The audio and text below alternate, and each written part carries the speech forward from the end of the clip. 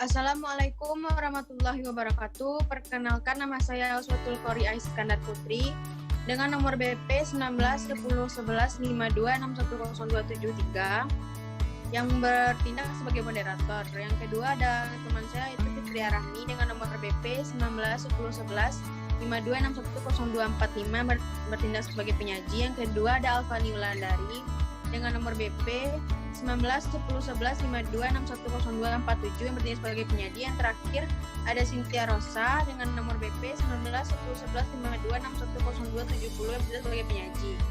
Nah, pada presentasi hari ini kami akan menyajikan presentasi yang berjudul dengan manajemen proyek sistem informasi.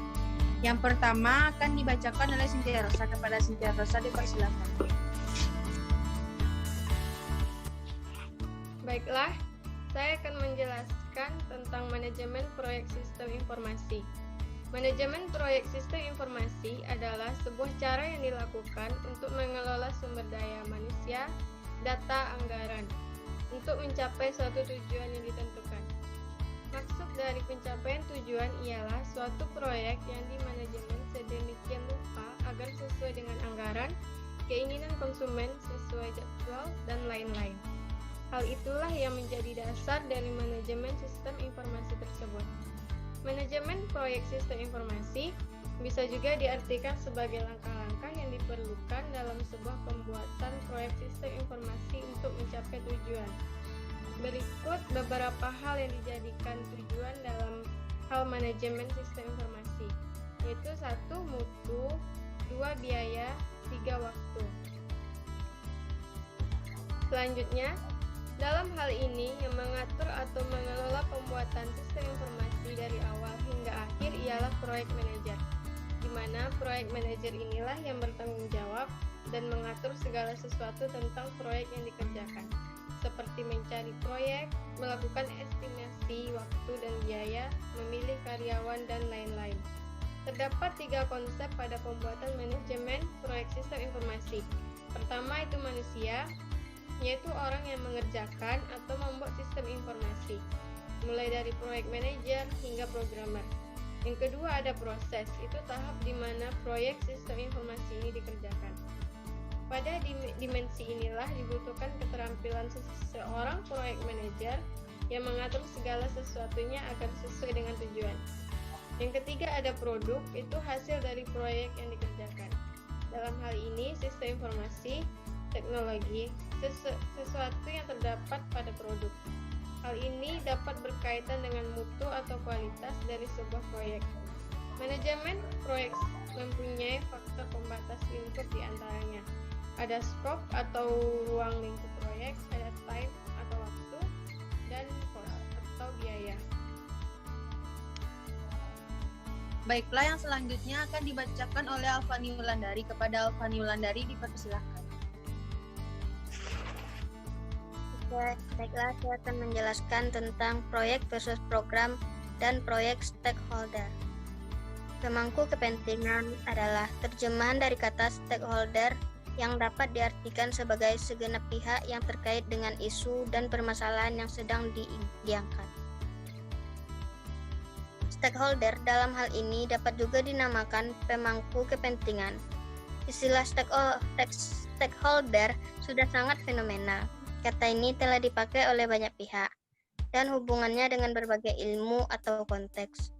Secara sederhana, stakeholder sering dinyatakan sebagai para pihak, lintas pelaku, atau pihak-pihak yang terkait dengan suatu isu atau suatu rencana. Beberapa definisi yang penting dikemukakan seperti Freeman tahun 1984 yang mendefinisikan stakeholder sebagai kelompok atau individu yang dapat memengaruhi atau dipengaruhi oleh suatu pencapaian tujuan tertentu. Sedangkan Bissett 1998 secara singkat mendefinisikan stakeholder merupakan orang dengan suatu kepentingan atau perhatian pada permasalahan. Stakeholder ini sering diidentifikasi dengan suatu dasar tertentu sebagaimana dikemukakan Freeman 1984, yaitu dari segi kekuatan dan kepentingan relatif stakeholder terhadap isu Grimble and Wheeler 1996 dari segi posisi penting dan pengaruh yang dimiliki mereka.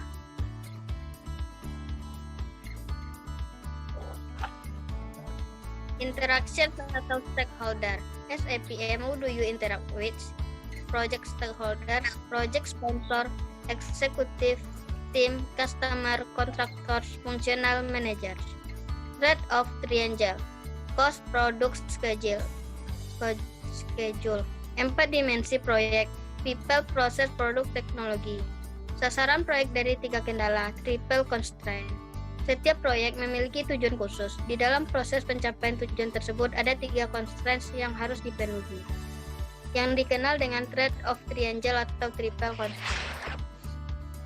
Baiklah, yang selanjutnya saya sendiri yang akan membacakan. Pada software proses terdapat 5 tipe dari pelayar. Yang pertama, senior manager yang mendefinisikan dari masalah bisnis.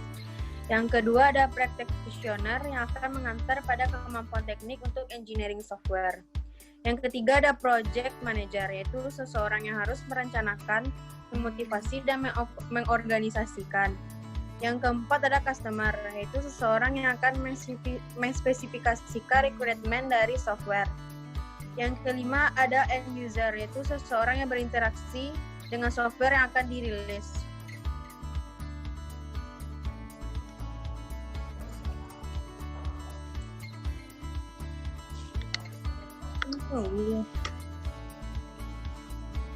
Proses 2.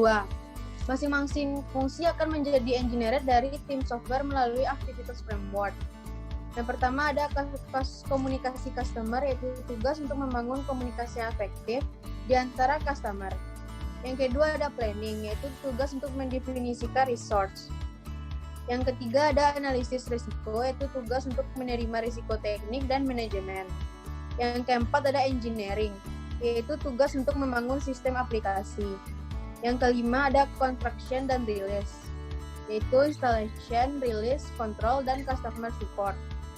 Yang kelima ada customer evaluation, yaitu tugas untuk mendapatkan feedback dari customer dan hasil evaluasi proses.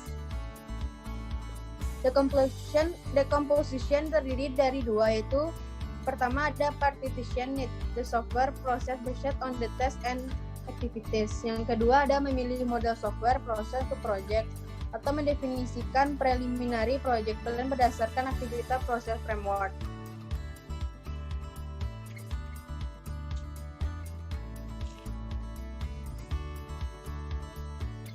Produk 3 detectable atau indetectable dimension.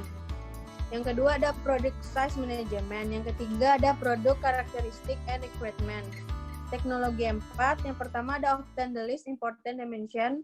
Yang kedua ada language and tool selection. Dan terakhir ada value and cost.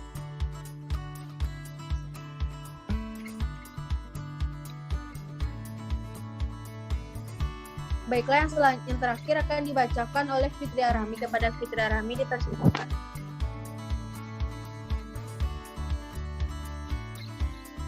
Baik, saya akan menjelaskan tentang tahapan manajemen proyek. Tahapan manajemen proyek terdapat beberapa tahapan dalam manajemen proyek, antara lain 1. Project definition. Mendefinisikan tujuan proyek dan faktor yang menjadi pertimbangan supaya proyek yang dilakukan itu bisa berhasil dengan kualitas yang dikehendaki. Yang kedua, project initiation adalah perencanaan awal terhadap sumber daya yang akan dipakai sebelum sebuah proyek dimulai. Yang ketiga, project planning adalah penguraian dengan jelas bagaimana suatu proyek harus dikerjakan. Pada project planning ini akan terlihat dengan jelas betapa penting waktu, biaya, dan ruang lingkup suatu proyek.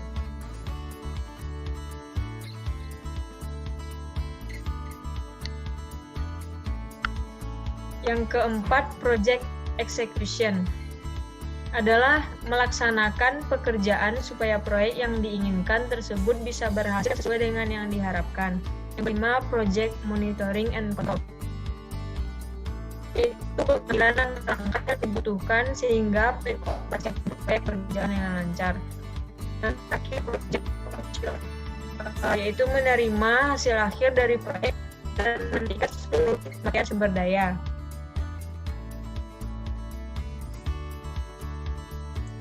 Baiklah, itulah hasil diskusi kami pada hari ini. Jika ada salah dan janggal, mohon dimaafkan. Wabillahi taufiq wa hidayah. Wassalamualaikum warahmatullahi wabarakatuh.